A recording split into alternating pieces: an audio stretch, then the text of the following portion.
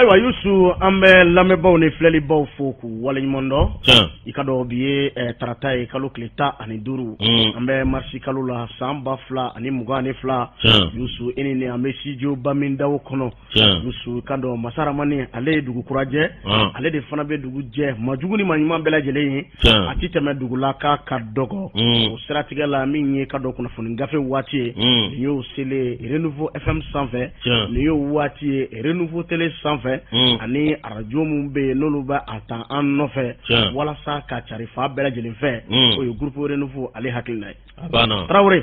Marahabani somo ka kɛnɛ lajosi k'i fo o diyara n ye k'i waleɲuman dɔn ka filɛbaa ni lamɛnbaa bɛɛ lajɛlen fo k'a fɔ nin y'an sigilen kunnafoni kɛnɛ kan ni Ala sɔnn'a ma a tɛna kɛ basi ye k'an na bi dɛsɛ o tuma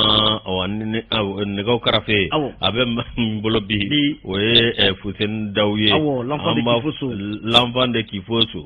n'o bɔra ye l'enfant de Kitakuru ni Bodofɔ an b'a fɔ ka waleɲuman dɔn Sedina Umar Keita ka fo awai ka dɔ kita ka bɛɛ lajɛlen tɔgɔ la min ye Maɲanbugo ka taa se awai ka dɔ yɔrɔ jumɛn na a bɛɛ lajɛlen kita fo Birikɔ an bɛ awa Sedina an b'a fɔ ka waleɲuman dɔn Lajosi min ye Zɛri Jɛnɛbu Jara cɛ Jɛnɛbu koɲɛ kurani o tuma Zɛda ale bɛ nɛgɛw karafe ale bɛ difu la Jamadugu kun b'o kɛ fa k'an kɔlɔsi Kuyate Awa Keita Lajosi Awa ka dɔn ale bɛ maaw bisimila min ye Awa ka dɔn marketing na sa n yɛrɛ denkɛ bɛ Madon Dawu ale ni Tamura ale ni Tamura olu bɛ aw ka dɔn ka ko bɛɛ lajɛlen latɛmɛ o tuma Lajɔsi an n'a bila dagirinda la n'a f'i na ŋini sɔgɔma o diyara ye k'i fo k'i waleɲuman dɔn Yusu ka dɔn ani radio caman tigɛ bɛ ɲɔgɔn bolo radio danbe kɛrɛwanikaw fɛ an bɛ baarakɛlaw fo k'u waleɲuman dɔn radio bɛnka bɛ nin waati na ka baarakɛlaw bɛɛ lajɛlen fo kɛrɛwani Jijɛnikaw fɛ radio danbe bɛ ka baarakɛlaw fo danti foli min o sɔgɔlemana nin waati na radio yɛrɛ ko si san mara la bɛnkɛ janginɛ ka foni ka a waleɲuman dɔn i ka dɔn danti foli min na Yusu min bɛ tali kɛ faso kanu na a bɛɛ i ka dɔn Welesebugu ko fɔ an bɛ Kolo Karimu n'a furumuso foni k'u waleɲuman dɔn Danaya FM Bujalo n'a ka cɛdenw kɛɲɛba min bɛ tali kɛ Naru FM na Pasteur bɛ nin waati na Musa Kɔnɛ ani ka dɔn a furumuso an b'u fo k'u waleɲuman dɔn o sɔgɔlenba an na Naniko FM Mamadu Dumbuya k'a foni ka a waleɲuman dɔn radio Mamelon i k'a dɔn k'a fɔ Kebila a baarakɛlaw k'u fo k'u waleɲuman dɔn radio Mamelon Tamanikaw fɛ yen an b'u bɛɛ lajɛlen foni k'u waleɲuman dɔn ka wulikajɔ n'u ka timinandiya la ka ɲɛmaaba yɛrɛ fo Bekayi Kɔnɛ Dante foli min na an bɛ a n'a baaraɲɔgɔn bɛɛ lajɛlen fo nin waati na Tisa FM kɔnɔna na Bamakɔ yan Yusu i k'a dɔn k'a fɔ Tiɲɛdugu lamɛnbaaw a bɛ carré kɔnɔna ko fɔ an bɛ Amadu Daɲɔn n'a ka cɛdenw fo waleɲuman dɔn Danti foli min na Yusu Jɔngaga FM a baarakɛlaw k'u fo k'u waleɲuman dɔn i ka dɔn Yɛlɛmani radio dɔnba Kara an bɛ Kara Tobiri fo ka a waleɲuman dɔn Danti foli min na radio Wan Tomiyakaw fɛ ka baarakɛla bɛɛ lajɛlen fo Aba FM Mohamed I Mayiga n'a ka cɛdenw an b'u fo i ka dɔn Yuwaru nin waati in na ka timinandiya n'u ka wulikajɔ la o sɔgɔlenba na Danti foli min na an b'u ta k'u sɛgɛrɛ radio Royal FM a bɛ Miseni ko fɔ an bɛ Misenikaw bɛɛ lajɛlen fo ni k'u waleɲuman dɔn u ka timinandiya n'u ka wulikajɔ la sanga ani waati bɛɛ lajɛlen la Zoom Africa an fɛ yan Bamakɔ kɔnɔna na Wɛrɛda la Sebeni kɔrɔ an bɛ Alasko n'a ka cɛdenw fo k'u waleɲuman dɔn radio Islamique a bɛ Bɛlɛdugu ko fɔ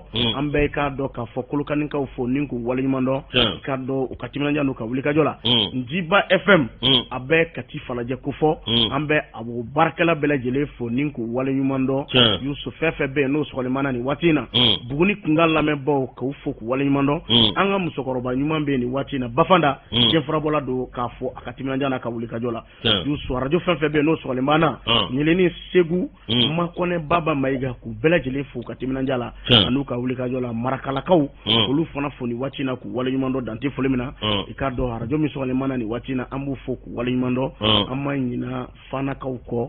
Gɛɲɛ ka lamɛnbaaw MC n'a ka directeur k'u fo Dante foli Yusu i ka dɔn an na gale di e ma bi e ka don n'a ye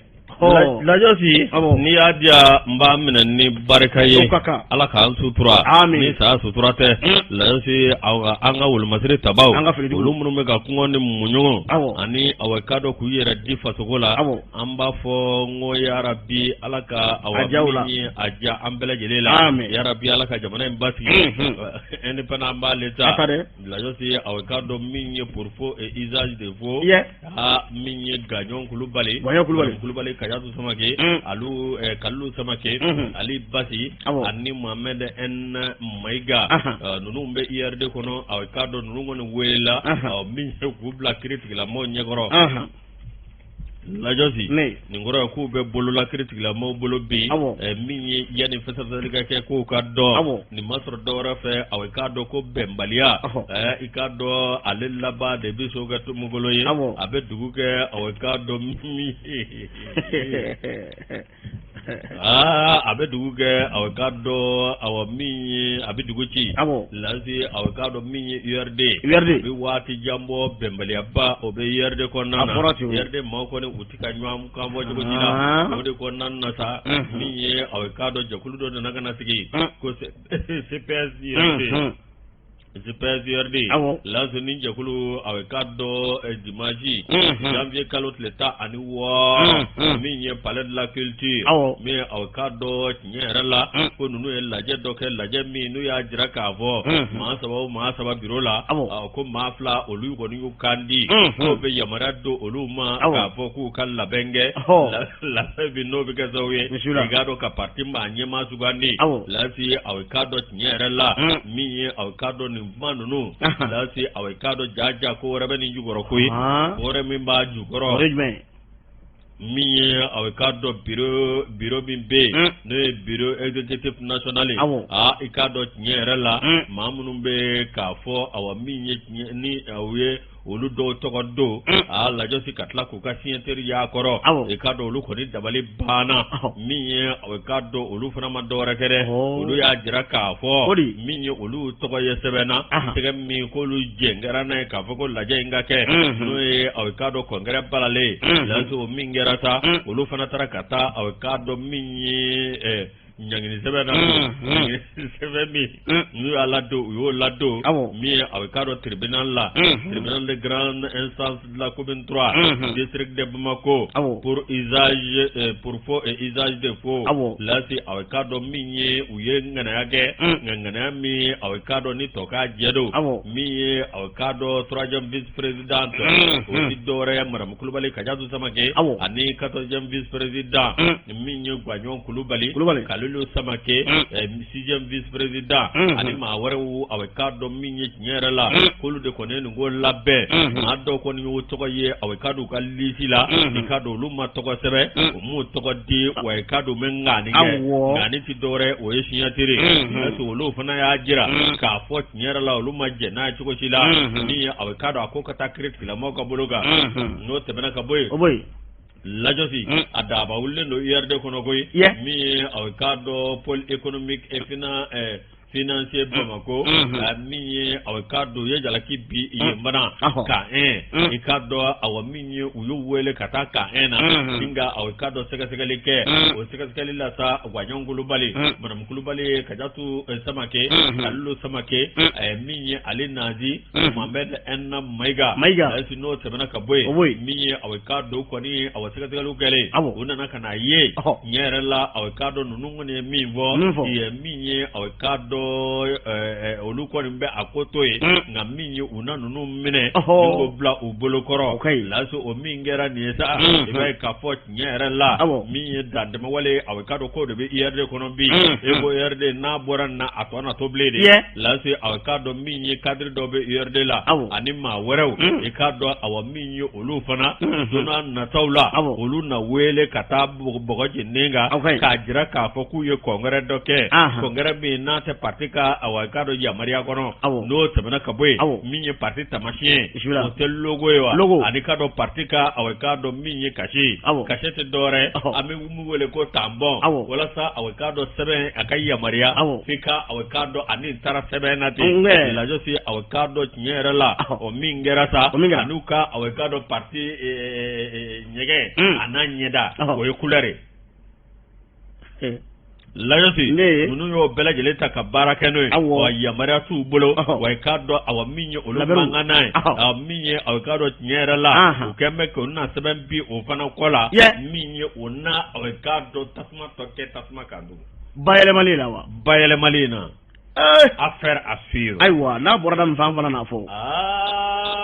ni ko nye ko no sare a joro ko nata tagini nata la so de kebe ka malde segabi no te sumela ko kuma nga keta ala ke chugudi ala ka sutura ami yusu ala ka hine sumela la ala ka daron ami ya rabbi yusu ikado priorité ale pambe ko min ikado ka fo franci yusu ikado nanzaro ko mimbe talike a kudafundi somu mbe anga jamana kono yusu ko lu ko ni wuli lembe ni wati na de to a tien fasugu bela jile ka ta kanga ngulu masri tabaw segere no be ikado anga firintigu ko ni kofo yusu ni anga larme reta ka laje be be bara mina o be wuli ka jo mina no bitalike adama de no bolo mine bela jile la kananila no babe ka ye ko la yusu bamba cha ere keleli hukumu kono na anga jamana kono ngani ya angu kibara me RFida ni ya me kado France 24 da iba foka mbe jamana mingono ko jamana ta ko yusu a kudorete minye ikado la goshili jugu ani ka galum fara nyanga ka takanga finindugu segere nga utena fuibo ukabara konina patrike ba ko ka koroma suru ye jume wale mingera ikado malini murtani frontière la yusu ma chama mana akoko nindala ngani ya me ikado ka fo mimbi talike kuna funditso nununda yusu ikado luko ni me tulu ko ngeta suma ko ninga ni wala sab se ka balaw ke chugo na yusu do warete ba kuna foni chari chugo di chugo yusu ikado ka fo ane ala gosilu ka ta kanyese anga fin tugu ko ni ma ngani je teminen anga jamana atabia on ne banga baraw do on ne be anga baraw ke chugo fana do yusu na ko ni ma tike daudala alna soro be wuli ka jola wala saka to ato en fazu bela jele ta kanga fin tugu segere o shite ku balu ka barala anga fin tugu ko me barala bela jele ba do ka fo lakana bara infana no baba ka bo akoko na yusu ye jatemine ke kelemi mesina ni watina ika do yusu irisila aleni ikra ni nyanje yusu kuma chama fora akodla ni ya kibara men nanzarauda a yusu bafo ko ikado ni kele nde ni jatemine ke alebe awni irusi chamanje bara mima ani nyanje ka do bara nyonya re kadara konnana yusu bae ka foko be ka sensoro doni noni lakana bi kana kibara fona be ka sarifa bela jele ve ni me ka ke sababu ye ka lakana sabati fancha mango ni fa yusu ni duye jatemine ke no babe ka bokola ame ka kibara chama mfana soro kibara mba jira ka fo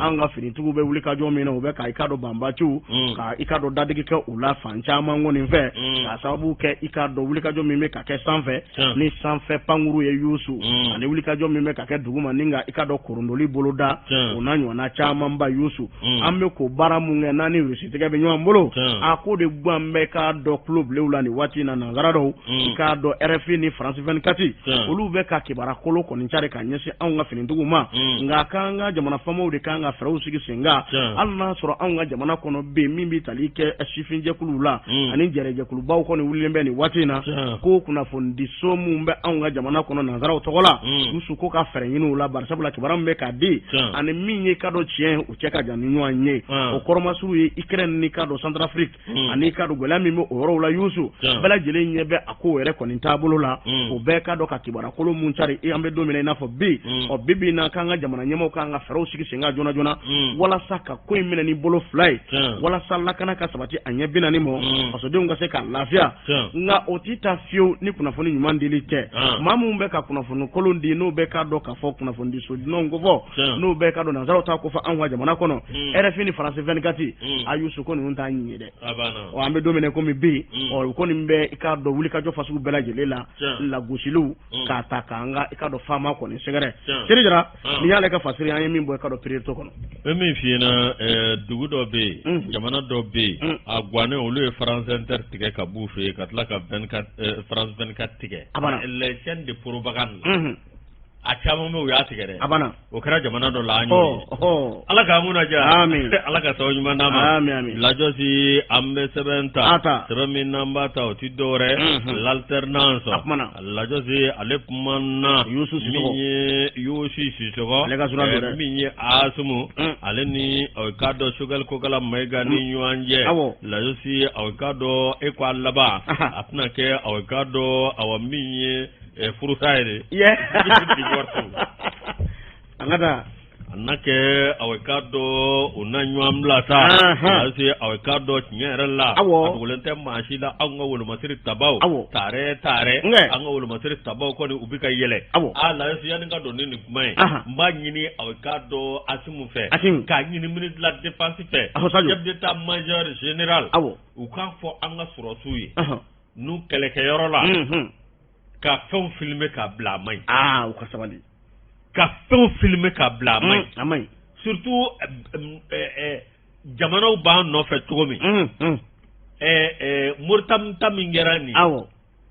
N'o a kun filmera o. Yalima ka ko dɔ y'a kɔnɔ. O kun tɛna kɛ alibi ye. A bɛ kɛ. O kun ka kɛ Moritaniw ka moyen de défense ye. Kuma an ka sɔrɔsiw. Awɔ. U ka baara kɛ ni sariya ye. U ka baara kɛ ni sariya ye. U k'u hakili to téléphone ko la. U ka hakili to téléphone ko la. Awɔ an k'o fɔ ka d'a kan. Olu de bɛ kɛlɛkɛyɔrɔ la. Ni jiriba de ye kunnafoni fɛn fɛn di. O de lakika ye. N'olu image fɛn fɛn di. O de ye lakika ye. Bɛɛ ka t'o kɔ. Lajɔsi. Ne. Min ye a ka dɔ CEDEAO. An ka jamana bɛ ka yɛlɛ waati min na. Awɔ. Min ye a ka dɔ wolomasiri tabaw. Olu bɛ ka budeli kɛ waati min na. Awɔ. Min ye a ka dɔ kabini janvier kalo tile 9. An ka gouvernement ani CEDEAO. Ani a ka dɔ Union africaine. Ani jɛkulu caman bɛ yen an kɔni tɛ ɲɔgɔn kan fɔ. Awɔ. Lase a ka dɔ tiɲɛ yɛrɛ la. Nin dantɛmɛwale ye a ka dɔ min ye o b'a jira. K'a fɔ Choguel Kokala Mayiga. Min ye ale kɔni échoué ra. I ka dɔn ale ka a don yɔrɔ man ngolo fa. A ma fa fiyewu. I ka dɔn bi. A bɛ kɛ cogo di waati bɛɛ n'a kɔnɔ ko tɛ wa. Manifin. N'o tɛ an bɛɛ tun bɛ ɲɔgɔn kan i ka dɔn bɛɛ da la o. A banna. Lajɔsi. Walasa ka dɔn danbe kɛra ko caman. Min ye bi Choguel Kokala Mayiga. Ale kɔni kan bɛ ka ko ta cogo min na. Min ye anw ka jamana ye a ka dɔn min ye Asimu Goyita. A ka dɔn bɛɛ lajɛlen b'a dɔn. A ye wuli ka jɔ kɛ walasa a ka dɔn lakana bɛ se ka sabati cogo min na. Surasiw bɔ baara kan wa surasiw bɛ ka yɛlɛ nka min ye a ka dɔn tiɲɛ yɛrɛ la maa min bɛ yen bi a ka dɔn n'o kɔni bɛ ka gouvernement ni k'a ko la tɛmɛ n'o ye Choguel Kokala Mayiga Lajɔsi ye a ka dɔn dɔ kɛra Jajiri fasa la sa ma dɔ sera min ye a ka dɔn Choguel Kokala Mayiga yan'a k'i ɲɛsin baara ma baara min bɛ yen n'o réforme ye Lajɔsi n'o ye a ka dɔn ka maaw fara ɲɔgɔn kan u ka don da kelen fɛ ni ka bɔ da kelen fɛ société civile b'o la parti politique b'o la min ye a ka dɔn maa wɛrɛw b'o la i ka dɔn aw min ye ale bɛ yen ɲɛti ka ye o la Choguel Kokala Mayiga kuma o kuma a kɔni ye a ka dɔn a bɛ kumaba den de la kuma o kuma min ye a ka dɔn a bɛ ɲɛfɔli jugubaw de la lase ka sɔrɔ an ka jamana bi tiɲɛ yɛrɛ la n'an b'an kɔlɔsi e ko sɔrɔ bi tɛna dugu jɛ an bolo de e ko an laban na kɛ ngɛrɛ k'an yɛrɛ furu fara lase a ka dɔn min ye an ka jamana ye bi min ye an mago bɛ fɛn min na o ye an ni ɲɛmaa ka bɛn hali n'an ma sɔn aw ka fɔta ma o bɛ se ka kɛ aw ka sɔrɔ kɛrɛfɛ o bɛ se ka kɛ ka sɔrɔ nɛni tɛ o bɛ se ka sɔrɔ kumaba muguri in tɛ Choguel Kokala Mayiga bi tiɲɛ yɛrɛ la aw ka dɔn a ma se ka latɛmɛko la lase aw ka dɔn an bɛ fɛn min ɲini ka min ye aw ka dɔn ka kɔrɔnkaram di o ti dɔwɛrɛ aw ka dɔn ka taasira di ani waati dɔ di walasa an bɛ se ka kalafili kɛ min na walasa aw ka dɔn baara bɛ se ka k'o kan Lajɔsi hali bi o bɛ ci bi taaba la réforme ko maa t'a dɔn Choguel Kokala Mayiga a bɛ sira min kan maa t'a dɔn a bɛ min na bi Lajɔsi i k'a dɔn alors hali M5 yɛrɛ Lajɔsi o maa dɔw bɛ yen farafara nana ko a bɛ k'a dɔn Choguel tiɲɛ yɛrɛ la ko dɔ kɛra ten sa cogo t'a bolo a ka sira tɛ yen hali a ka déclaration de politique générale baarakɛlaw la bi de fɔlɔ a ko kɔni filɛ sa dɛ Lajɔsi min ye aw ka dɔn tiɲɛ yɛrɛ la min ye aw ka dɔn ka bɛn Choguel Kokala Mayiga i ka dɔn nin dantɛmɛ wale minnu filɛ nin tiɲɛ yɛrɛ la ko Asimu kan k'i bolo bɔ a la bi walasa an ka jamana bɛ se ka sigi taasira kelen kan cogo min Lajɔsi min ye fasiriba ye n'o ye Yusu Sisɔgɔ ye nin ka kalimu in ka di sa Yusu jandere akodo awodo lajosi mi awkado yusi susugo ako bi mi asum go dai akam mata prime minister ta prime minister mi ni bela jele ba do ikado awani sugal ko la mega boray prime minister mi nabe jabara tabulu do lansi awkado nabe administration do yanga furba chakero ikado abo tabulu do lansi awkado ahaklika bo afere ka bo ikado diplomacy bala o dore mi maji bala kapma anni awkado antir la kawje barakai wala famia bike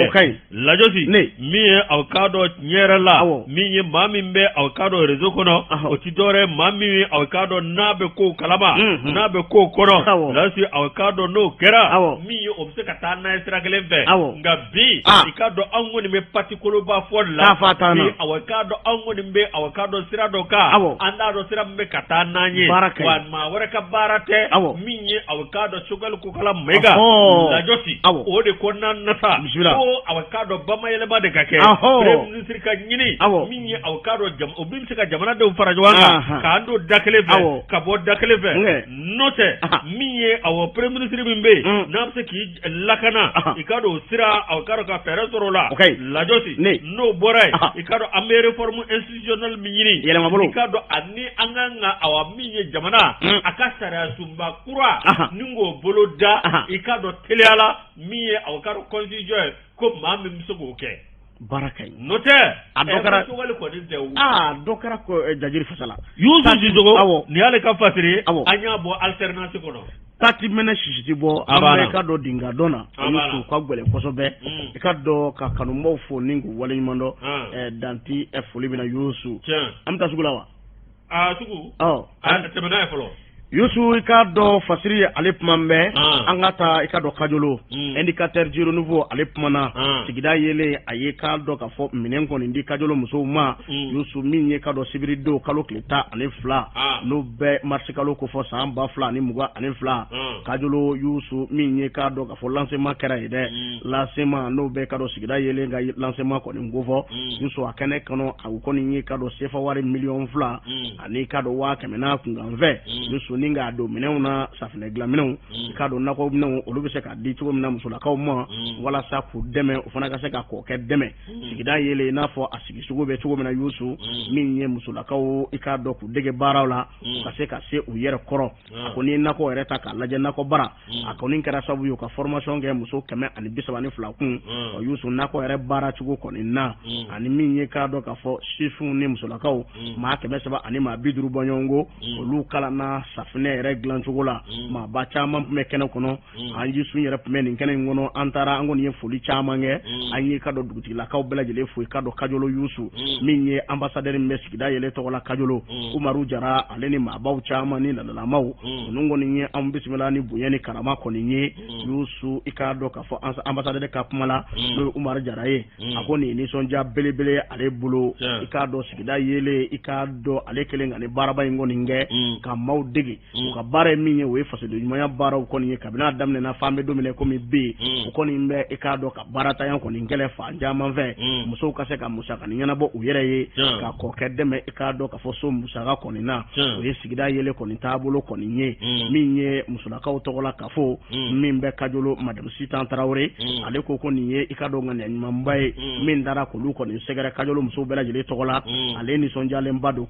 ale ni sonjale mba lu be ni minen soro aneni kalambulo ngoni soro anana na mala abike sababu ye ikado ko lu deme uka musaga ni chamana mine mundile mi fle uma do wore to lu bolo folini tan ningo ka nyesi kado sigida yele ma nyema mo no be ikado abdu kuluba di koni nkufo abe bara mina kabini sigida yele koni nda sigida singa fambe domine ko mi bi sigida yele be ka yele chari fanja manfe yusu lu ta che ko ka dimati ne ubi dega abara de la yusu ifana kase ka ma wore dege ma wore fana kase ka bo au numa na baro bele jele koni nye Dauda Bamba ale pumana conseil de cercle de kajolo togola yusu ako mine mundile fle musulaka nunuma na kasabe biti jo sifa wari million fla na kunga mfencha mana o yusu ku ka mine chogonya ka barake na ebuyeni karama konnana o kalambulo mfana keru ku ka kalambulo ika do ka fo ku jija afe bar sablo ni minge sababu ye kolu yere de me kosobe ni ya me ko muso afoko che yusu ni ya me ko che afoko gwa o ni gwa ko ni yiri wara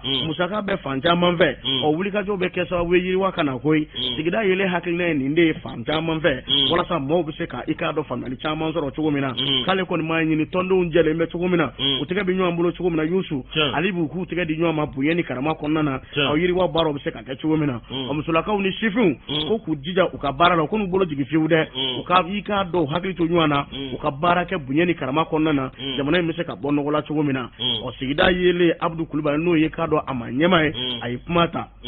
a ko nin y'olu taabolo ye ka musow dɛmɛ Yusu nin y'olu taabolo ye ka sifinw dɛmɛ ka dɛmɛ min kɛ ni sira jumɛn ye Yusu u bɛ na ka na kalanbolo kɔni kɛ maaw kun n'o bɛ tali kɛ k'a dɔn safunɛ bɛ dilan cogo di aw bɛ se ka safunɛ dilan aw yɛrɛ ye cogo di k'a don carton kɔnɔ Yusu ka baaraw bɛɛ lajɛlen kɛ a ye minɛnw fana di u ma ka minɛnw bɛɛ lajɛlen kɛ cogoya fɔ u ye min bɛ tali kɛ nakɔ kan ka baara cogo min na ka se k'o baaraw cogo fana fɔ u ye ko nin y'olu taabolo de ye sanga ani waatiw bɛɛ lajɛlen la kajolo dɔrɔn tɛ koyi yɔrɔ caman bɛ Mali kɔnɔ bi u bɛ nin baara ninnu kɛ o yɔrɔ mun na Yusu minɛ mun dira a nafa n'a bonya kama k'u k'a minɛ cogo ɲuman na Yusu sini ma sinikɛnɛ ma i ka dɔn sigida yɛlɛ ma na kɛnɛ kɔnɔ u ka n'a sɔrɔ k'a fɔ i baara caman fana kɛra musolakaw fɛ i ka dɔn Kajoro dugu kɔni kɔnɔna na Abdu Kulubali ka kuma na ale bi a ko nin ti dɔwɛrɛ ye Yusu min ye i k'a dɔn k'a fɔ jamana bɛ se ka yiriwa ni sira fɛn fɛn ye olu b'u jɔ n'o jɔse kɔni ye ka musolakaw dɛmɛ kɛrɛnkɛrɛnyala muso mun bɛ togoda la bi bi na Yusu ka se ka dɔ k'u yɛrɛ ye walasa jamana in i k'a dɔn a ka se ka yiriwa cɛbaw ni musobaw de bɛ i k'a dɔn k'a fɔ sigida yɛlɛ kɔnɔna na mun ka wulikajɔ barika ka bon kosɛbɛ folo n'a bɛɛ lajɛlen kɔni nisɔndiyara nin ko in na la hali n'a sɔrɔ Segal n'o ye i k'a dɔn k'a fɔ Lamini ye Lamini Kɔnɛ ale ye i k'a dɔn k'a fɔ Kajoloka ye a yɛrɛ sɛbɛkɔrɔ nisɔndiyara kosɛbɛ jama bɔra fan caman fɛ ni kana tulo kɔni sɛbɛkɔrɔ ja min ye k'a dɔn k'a fɔ bala fɔlɔw ye tile fɔlɔw ninnu bɛɛ lajɛlen nana ni ka tulo kɔni ja i k'a dɔn k'a fɔ yiriwa bɛ se ka sabati ni fɛn fɛn ye min ye Kajolokaw ye o sɛbɛkɔrɔ nisɔndiyara nka minɛ min dir'u ma o Yusu k'u b'a minɛ cogo ɲuman na min ye k'a dɔn k'a fɔ yiriwa kama musolakaw ka musakaw ka se ka ɲɛbɔ min ye jamana ye o ka se ka lafiya cogo min na ko nin n'a ɲɔgɔnna caman i ka dɔn sigida yelen bɛ nin baaraw kɛ yɔrɔ caman na dɔ kɛra Somaso o yɛrɛ kɛra i ka dɔn dɔkunjan tɛmɛlen ka musow dege safunɛ la nka n'i ye k'a dɔn k'a fɔ ɲɛmɔgɔw yɛrɛ ka kuma jateminɛ Yusu min bɛ tali kɛ safunɛ dilannanw la karamɔgɔ mun tun bɛ n'o ye formatɛriw ye olu y'a jira k'a fɔ ni sigida yelen ka bolo tɛ n'a fɔra ko ka maa kelen kelen bɛɛ lajɛlen kalan Yusu k'a bɛ t'i jɔ 200 na dɛ nka an bɛ don min na komi bi sigida yelen kɔni bɛ ka nin baara nin de kɛ jamanaw bɛ se ka lafiya cogo min na Adama Jabate i k'a dɔn indicateur jurunugu Lajosi nin fana yiriwa sira dɔ ye nin bɛɛ lajɛlen ye dɔɔnin dɔɔnin kɛ wa an ka ɲɔgɔn dɛmɛ ɲɔgɔn dɛmɛ ti bin o tuma an ka taa sugu la an bɛ tila ka taa an masaba cogo ni ka kunnafoni tɔ la o ka kan Lajosi an ka sɔgɔlen to yɔrɔnin la Lasi an bɛ sɛbɛn da sɛbɛn min n'an b'a ta an bɔlen kɔ sugu la min ye Ablaye Mayiga fɛ yen min ka dɔn Mariam Jalo fɛ yen Lasi an bɛ Nouvelle Horizon an b'ale ta min ye anw ka yɔrɔba min bɛ yen n'a bɛ kuran di n'ale Central Thermique Dar Salam ye Lajosi aw k'a dɔn min ye tiɲɛ yɛrɛ la i k'a dɔn a masiba ani a siranɲɛ o ma bonya kosɛbɛ koyi ka sɔrɔ kɛ mun ye aw ka dɔn directeur général EDMSA o ti dɔwɛrɛ o ye aw ka dɔn Umaru Jara ye Baru a ye ɲɛfɔli kɛ min ye a ko mana kɛ cogo o cogo i yɛrɛ ka bɔ ka ɲɛfɔli kɛ o den ɲɔgɔn na tɛ Lasi aw ka dɔn marikalo tile 13 nɛgɛ kaɲa 19 o waati ye aw ka dɔn tasuma dɔ yera min ye Central Thermique min bɛ Dar Salam commune de district de Bamako ɲɛrɛ la aw ka dɔn an ka sapeur pompier min ye farafinna bɛɛ Lasi Mali sapeur pompier an bɛ compter parmi les 3 meilleurs o kelen ni kɔni baara kɛcogo la ko bɛ kɛ i b'an ka mɔgɔ minnu bɛ sapeur pompier fara wele k'a kɛ ni tulonkɛ sira o mana ye u ka dabila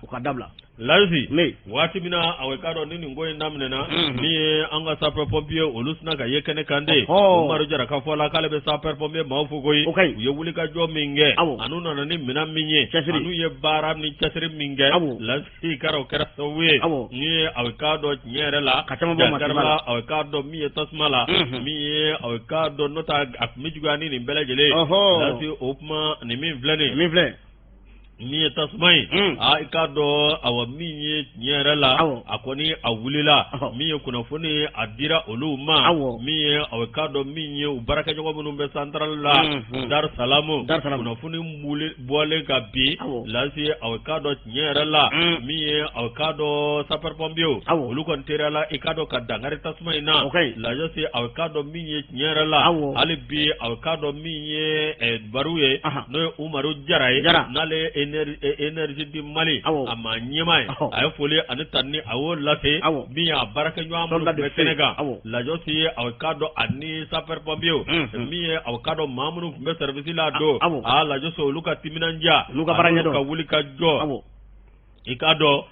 minye awkada wulila rodla ko stockage de combustible la si awkada wulile wati mina la josi awkado nyere la minye awkado dagarla la jonare wa mi awkado siraye mayro make minye la si awkado ga fm be ni olu yere be kuran fabadi la si awkado kama magake wala to sila la si ko bela jele kera kuna jabai minye awkado umaru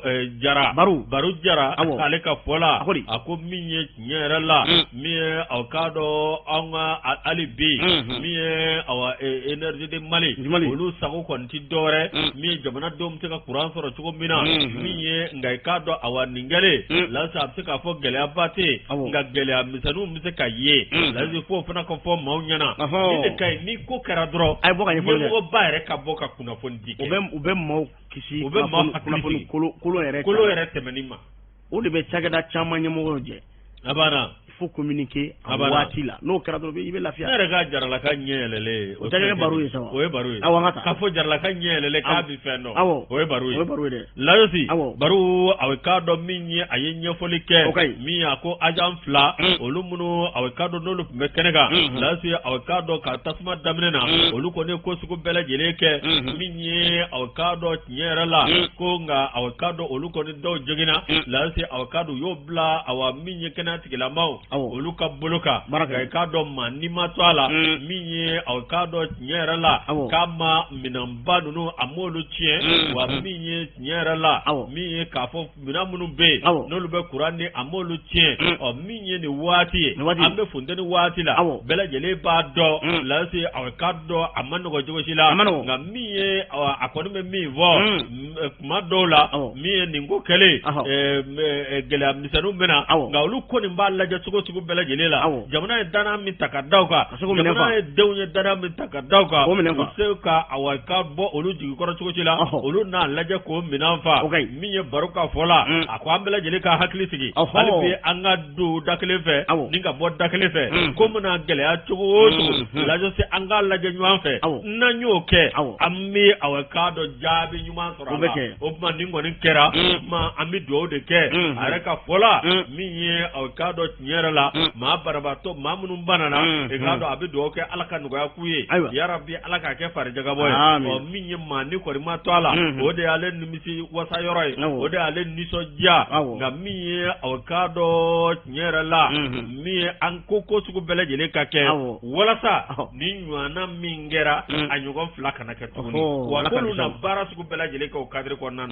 ni sebe Mamadou Estraoré dale ka fasire aya bo nouvelle horizon no indépendant Youssou ale pumane mbe anga ta ikado kati o be awere ka ikado ka fo sigida ko fo kati atite bugula Youssou 8 mars ire nyana jeli hukumu konnana muso jere jekulu bami no be kati nabi wole ko ikado bengadi de kati sikoro atite bugu olu ko ni nye ikado de meni deme ko ndaka nyesi fini ntigi mu nolu tana ikado kele yorola olu deun ni ikado o muso ko ni mo akara kati sibrido kalo kleta ani fla akara ikado do la titera ere krefete choi o Youssou ne jate mineke minye ni dombulo nunun ko ni nye abi talike mimbi talike ikado ka fo sugaro wula mimbe talike maluboro ko ni na aleni ikado safeneu fo kata se ikado ka fo makoronu ma unanyo una chama ko ni nye ko ni ke dombulo nymai ota kanyesi musoche sabato mu ni ikado chautora kele karola finintigi muso de kodo Youssou akoni kene ko ni gara ni sonja kene bay bar sabula minye president ye madame Saro Sabine Keita a nisɔndiyalen i k'a dɔn k'a fɔ a ye nin donbolow kɔni di a ko laɲini min bɛ olu bolo dɔ wɛrɛ tɛ olu seko ye fɛn fɛn ye dɛmɛ sira kɔni kan k'a ta k'a di dɛsɛbaatɔw ma k'a ta k'a di k'a dɔn musocɛsabaatɔw ma olu kɔni bɛ o baara dɔ sigi sen kan dɔ wɛrɛ tɛ olu ka 200 u ka 20 faralen ɲɔgɔn kan u ka 10 ni dɔrɔmɛ faralen ɲɔgɔn kan u bɛɛ i k'a dɔn o de fara ɲɔgɔn kan k'a kɛ dɛmɛ ye Youssou k'a di i k'a dɔn k'a fɔ dɛsɛbaatɔw ma walasa i k'a dɔn olu fana ɲɛji bɛ se k'a cɛ cogo min na Youssou olu kɔni bɛ nin baara in kɔni na dɔ wɛrɛ tɛ min ye u ye maa 25 bɔ ɲɔgɔn ye mun ka hakilina ci dɔ wɛrɛ i k'a dɔn k'a fɔ maa mun bɛ ni seba tɛ u ye Youssou olu ka se ko fana ye min ye Youssou ka se k'a ko olu tigilamaw ye walasa u kana se ka den kɛrɛfɛ ko n'i ye jateminɛ kɛ ka kɔni ye min ye i k'a dɔn k'a fɔ association Bengadi de Katisi kɔrɔ Atitebugu n'u bɛ muso jɛkuluba in kɔni ko fɔ u ye baarabaw fana kɛ ka kɔni bɛɛ lajɛlen ye u bɛ tali kɛ yɔrɔ sanuyali baaraw la n'u bɛ tali kɛ misiri k'a furan k'a jɛ Youssou min ye ka wusula don a kɔnɔ min bɛ tali kɛ i k'a dɔn k'a fɔ sanuya baaraw ka don ɲɛgɛn kɔnɔnaw fana kɔnɔna na n'u bɛ misiri i ka don ɲɛgɛn kɔnɔnaw kɔni ko fɔ olu sanuya ni olu kɔni ko ka a jɛ dɔ wɛrɛ tɛ Youssou ala ka so de don i ma min kɛ a bɛ bila médiani na i ye Youssou nin baaraba ninnu olu kɔni hakilina ye min ye dɛmɛ kɔni fɛn fɛn ma sɔrɔ olu kɔni bolo Youssou walima maa ma dɛmɛ kɛ olu ye olu seko fana ye min ye Youssou kɔni b'o de kɛ i k'a dɔn k'a fɔ yatimɛw ye u b'o de kɛ falatɔw ye u b'o de kɛ cɛsamusow ye u b'o de kɛ i k'a dɔn k'a fɔ dɛsɛbaatɔw fana ye Youssou min ye k'a dɔn Madame Saro Sabine Keita n'a ka jama Youssou ko k'a k'a dɔn maaw fo ni kun waleɲuman dɔn fɛn fɛn se maa kɛ fɛn min ye Youssou ko jɔna tɛ k'o la koyi i ma min di don min na Youssou o bi kɛ sababu ye ka maa dɔ lafiya o don kelen ni pe la Youssou i k'a dɔn nin kɔni fasira min bɔ indépendant kɔni kɔnɔna na Madame Saro Sabine Keita n'a ka jama Youssou k'u bɛɛ lajɛlen fo ni kun waleɲuman dɔn Madame Bokum Tata Bokum ka ninnu bɛɛ lajɛlen fo min bi tali kɛ jɛkuluba tɔgɔ la Bɛnkadi min bɛ Kati Sikɔrɔ Atitebugu la Youssou k'a kɛnɛ kɔni nisɔndiya bonyana kosɛbɛ a dira maa mun fana ma u y'u ka nisɔndiya kɔni yira ni ka dɔdunba kɛ i k'a dɔn k'a fɔ association in ye a bɛ se ka to maaw kɔjigi ye cogo min na ni k'a to maaw kɔrɔ Youssou Lajosi min ye hali bi ni ɲuman kɛ i k'a dɔn ala b'a dɔ ye a bɛ dɔ ye lansi k'a dɔn 8 mars kɔnɔna na an bɛ Mali muso bɛɛ lajɛlen fo nka kɛrɛnkɛrɛnnenya la 8 mars k'a dɔn min ye musoba dɔ bɛ yen i n'a fɔ pharmacie Dina min filɛ ni Jelibugu la ka ɲɛsin k'a dɔn cadet coiffure Lajosi k'a dɔn Madina Tal an b'a fo ka waleɲuman dɔn muso cɛsirilen don k'a dɔn pharmacie Dina a ma ɲɛma ka taa se Ami Darame ma ale yɛrɛ cadet coiffure i k'a dɔn a promotrice madamuso Ami Darame ka taa se Ajara Couture ma Ajaratu Kamara Madame Keita hippodrome na n'u bɛɛ lajɛlen ye muso cɛsirilenw ye Lajosi min ye k'a dɔn le guido an b'ale ta min ye société méga industrie Mada Lajosi a baarakɛlaw kɔni diminen don dɛ min ye i k'a dɔn Mada baarakɛlaw kɔni gɛnbɛ min ye k'a dɔn ka préavis de grève o tɛ dɔwɛrɛ ko olu na grève bolo da grève fɛn dɔ tɛ baara o ye baarabila ye n'u ka hakɛ a ma matarafa lase anw ka jamana kɔnɔ min ye k'a dɔn baarakɛyɔrɔ kɔni bɛ sigi nka min ye jamana ɲɛmaaw ani maa minnu bɛ yen n'olu kan ka baarakɛdenw kɔlɔsi Lajo janto la ka sira t'u la dɛ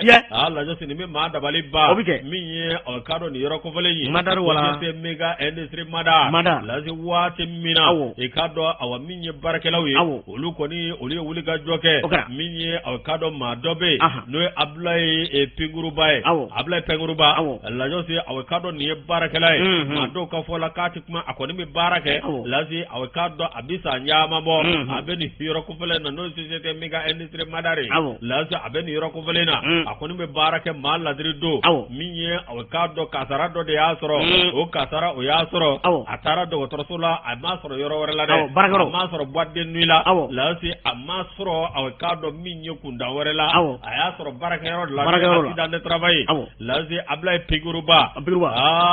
Lajosi ni ma kofɔlen min filɛ nin mi ano tebana ka boye uye ma bi sabani shegi ningo olu falen go filite la si awani go bo barala la si awakado mi ngerasa madar wala barakelaw barakelaw olu dusuma katira madar wala mi yere ta diguru la kotebe mi yo abla pengoro bae ay bana minge na tara dogodro sola la si awakado mi ye société mega industrie madar o mashi ikado matu nyedaka ale awakado ka furake kasoro nya so barakero kasoro barakero la anga ta fe lazi ne mi avocado machi mata ko il a constaté la direction madar mais personne n'a daigné lui rendre visite à l'hôpital. Et d'ajouter que seul son chef d'équipe a donné une somme de 150 000 francs. Wow, ka équipe nyama ko ye avocado wa bisaba o yo dedi avocado wala sabta ke yere de metuko mina mi ye avocado abenata mi yo ya gwenga bo bara la fana mi ba bisaba no wolofla yo lu fana gwen avocado ko lu bo bara la si avocado fema fuye o ma avocado nyininga no do be ko do ye san wolofla san sheki fuka tase avocado wati do ma ko nunu yo ke avocado bara le yoro ko fale na re avocado baragero la ka foko couverture sociale la si avocado femimbe no be kulakana bara si o tuye couverture INPS ni o bara lakana o amo nunu o to mina kono ko gele la josi mi avocado nyera la mi ni barakelaw yesa olu ko be ku ka ga nyini bi olu na bara bla wa mi ni abla pengoro bayi aka furuleno mi ni muso babolo de woro babolo mi ni avocado nyera la aka digiya ku aka bara ne na fara ka fo obe gabra turela mi ni avocado société mega industrie manda olu ma kelimata boy la se avocado mi ni nyera la ko be ma ka kalifa toro mi avocado maamunu be dolu ka nga barakela wula kolo si jamana kono nu ka chakero be ni ministry so be avocado lu ka ngu jando ko lu ka be mun barakelena yelma ka jati mina meme ninga yelma ubuna nu dembaya tigi ubuna lu be foni ko fliti wa achamai la josi tiere la mi ye avocado mori jagite ale ko ni ajira ka fo awasaniga mau ku kana ukapma ga benata obusika puma chugodi ko ku togale ya kono obusika puma chugodi ikado ka kodo tuka puma avocado mi ye tiere la ko dwa ku nata e kwa laba kwa tigele ya wa abigele ya ani mbol le gido kono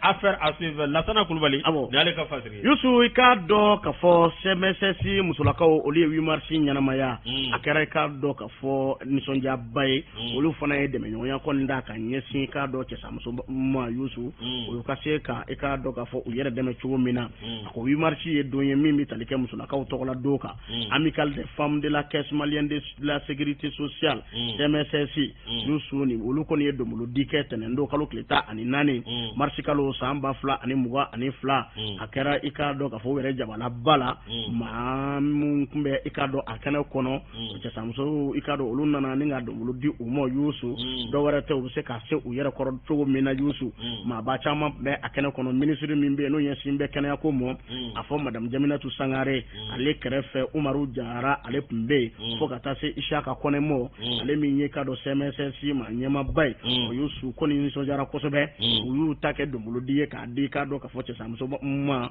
fana ka se ku ka nere no ni chugo mina ton ere nyema ka kumala do be amical des femmes de la CMSC ko fo madam Diallo Achata Maiga ako uyu nyina tabla mine mi ngono yusu ko mine ikado ka fo uyu umire ku hagli sigi ka laje ka fo nganga bla mine krengere ngono no be talike etemu kon na yusu o bela jele ka se iyere koro walma de me se ka se mo ma chugo mina la sia kadra konnana ne jate mine ke che samuso mumbe ni ikado finitugula kawdo nu che usara ikado maliku mabolela la kana ko ni sra ko ninga ina manga ku ko fiu ka panson ku ka se ka nyina bobu nyene karama konnana ode kama wu hakli jagabo ka jate mine ke o ka jira ka fo bela jele ni ka do ka fo hake kanga o hake udi batu ikado ka fo fendo bise ka sikisinga chugo mina jamana imise ka iriwa chugo mina madam Jaminatu Sangare ani sonjale puma ko ninda ako ikado abayi minyi muso fe u k'u jija hali bi an k'an tɛgɛ di ɲɔgɔn ma ke min ye danaya ye n'o dira u n'u kalifalen bɛ u la transition kɔnɔna na o ni wasa bɛ se ka bɛn cogo min na k'a b'a ɲini musoba ninnu fɛ an bɛɛ lajɛlen k'an tɛgɛ di ɲɔgɔn ma bɛɛ ni kelenya sira kɔni nka an bɛ dangan min na n'o ye jamana in ye a bɛ se ka bɔ nɔgɔ la cogo min na ni k'a yiriwa i k'a dɔn k'a fɔ o baaraw ka se ka sabati nka cakɛdaw olu bɛ se ka sɔnni sigi ni fɛn mun ye n'o bɛ tali kɛ fɛn caman na sɛgɛnnafiɲɛbɔ waatiw la u bɛ se ka fɛn mun nafa bɔ n'o bɛ araminw kɔni kofɔ aramɛdi n'a ɲɔgɔnna caman yusu bɛɛ lajɛlen bɛ se k'o nafa bɔ cogo min na bonya ni karama kɔni kɔnɔna na ale y'i sɔnni sigi o ko bɛɛ lajɛlen kɔni kan a kɔnɛ kɔni kɛra sababu ye u ka wele fili k'a dɔn k'a fɔ kɛsi ma ɲɛmaaw bɛɛ lajɛlen ma ani a baarakɛlaw bɛɛ lajɛlen n'o bɛ CMSS kɔni kofɔ u k'u tigɛ di ɲɔgɔn ma walasa ka dɛmɛ ta ale bi sanga ani waati ka ɲɛsin maaw ma maa minnu bɛ n'olu ye cɛsamusow ye ni faratɔw don ni yatimɛw don yusu kana kɛ den kɛrɛfɛ fiyewu ko min ye i k'a dɔn k'a fɔ ninnu kɔni ka kɛnɛ n'o bɛ Amicale des femmes de la caisse malienne de sécurité sociale ko fɔ yusu k'olu ka 8 mars kɛra i k'a dɔn k'a fɔ waati kɛrɛnkɛrɛnnen u ye donbolo ta ka ɲɛsin i k'a dɔn cɛsamuso minnu bɛ yen minnu cɛw tora finitigiw don n'u tora kɛlɛkɛyɔrɔ la yusu ma tan ni kɔ ka dɛmɛ kɔni ta ka ɲɛsin u ma fɛn caman b'o la n'o bɛ i k'a dɔn malow ko fɔ tulu nɔnɔ makɔrɔniw o n'a ɲɔgɔnna camanba ko ani soja kɔni barika bonyana parce que maa minnu y'a sɔrɔ olu sɛbɛkɔrɔ nisɔndiyara ka don u don ka kɛ i ka dɔn nin jɛkuluba in ye hali bi ala k'u mɛn u kɔrɔ Yakuba Dunbuya indicateur Joro Nouveau kɔnɔ Yusu waati sera lasi aw ka dɔn n'i y'o bila min ye aw ka dɔn an baarakɛɲɔgɔn journaliste Abulaye Kulubali n'u b'a wele ko Abulaye Fama Kulubali a lajɛsi aw kunnasini ko ale ka janaja aw ka dɔn o kɛra lasi ale ntana kunnasini lasi aw ale ni maman tun bɛ kɛ clasheur la ale aw ka dɔn tiɲɛ yɛrɛ la maa min don maa ɲɛnama kun don lasi aw ka dɔn min ye an kɔni an bɛɛ lajɛlen nisɔngoyalen don lasi a yɛrɛ tun bɛna jɛmukan kɛ télé la lasi aw ka dɔn min ye tiɲɛ yɛrɛ la a tun bɛ ye emi jɛmukan caman na 7/7 b'o la ani ka dɔn awa min avec Isa Kaba ani jɛmukan wɛrɛw min ye Abulaye Fama Kulubali an bɛ dugawu kɛ ala k'a da yɔrɔ nɛma ni k'a fara a silamɛsiw kan lasi n'o bɔra min ye awa hali bi an bɛ foli lase an kanubaa bɛɛ lajɛlen ma lasi aw ka dɔn tanti Awa Jara Ɲamoyi Ture madame Kumare tanti Asu lasi an ka foli ani tanni an k'o lase Aluja Asurasi Aluja ka Basigine Keta Jangine Keta Musa Boyi Kulubali an b'a fɔ mon colonel Musa Araki Jalo n'o ye Musa Jalani ka taa se Ablaye Kulubali ma Mala Jalo an b'a fɔ ka waleɲuman dɔn ale handicapé ka coordinateur an b'a fɔ Victorien Daku an b'a fɔ nin waati na douane na dante foli min na Yusu Bakane boutique Samasa kɔnɔna na bazin feerela don an b'a fɔ Banangabugu la ani filaninw k'u fɔ k'u waleɲuman dɔn ka foli di nin waati na Kolbi ma incomparable style min ye luxe beauté Karim beauté numéro 2 Benɔgɔ B Sidibe fo ka taa se Ousmane Bari ma an bɛ ninnu bɛɛ lajɛlen fɔ k'u waleɲuman dɔn Ibrahim Cissé contrôleur financier défense la Sɛbɛnnikɔrɔ an b'a fɔ nin waati na ka foli di madame Traoré Umu Jayima min bɛ tali kɛ Yɔrɔjanbugu mairie kɔnɔna na an b'a fɔ nin waati in na k'u waleɲuman dɔn dante foli ma k'u ka 8 mars bɛ k'an welelen don i k'a labɛnw sabati dɛ ni ala sɔnna ma madame Traoré Umu Jayi k'a kɛn bɛ ka wele bila an ma kɔrɔ k'an ka an tɛna taa fara wusulan dɔrɔn ko san kelen farala madame ko ne Christelle kɛ Vichère Christelle ale a kɔrɔbayara dɔɔnin a kɛra san 13 voilà dɔ farala si kan Gise n'o ye Gise Musa Traoré an b'a fɔ ale ye bɛ baara kɛ hôpital du Mali la an b'a fɔ ale fana tun ye denfa ye Buguni an b'a fɔ a kɛ bɛ ka bazin dulokiba dɔ k'i labɛn an b'a fɔ a mɔd denfa a bana Buguni Fode Mamadu Konate an b'a fɔ nin waati na mairie kɔnɔna na Jelibugu la n'a baaraɲɔgɔn bɛɛ lajɛlen k'u fɔ k'u waleɲuman dɔn Asitatogo la Ɲarela ka kanubaa kelen-kelenna bɛɛ lajɛlen fɔ Fali Kulubali ale bɛ nin waati na Ɲarela an bɛ Fali fɔ ka waleɲuman dɔn sigida yɛlɛma ɲɛma Abdou Kulubali ka foli lase a ma an ma ɲina i yɛrɛ to an ma kɔ Yusu Aidara Masikaw ka Yusu PDG an b'a fɔ ni ka a waleɲuman dɔn Ɲama Jawo an bɛ Ɲama fɔ ka waleɲuman dɔn fɛn fɛn bi ka na mɛn nin waati in na Mali kɔnɔ ale ni Mali kɔ kan an b'u fɔ ka tɛmɛ n'u ka wulikajɔ la ni ala ma basi kɛ sini un vieux et un kɔnɔbani voilà Janjo Masa ni Moro bɛ ɲɔgɔn sɔrɔ sini ni ala ma basi kɛ an na fɔ lamɛnbaaw ni filɛlibaw ye ko k'an bɛn waati wɛrɛ inchallah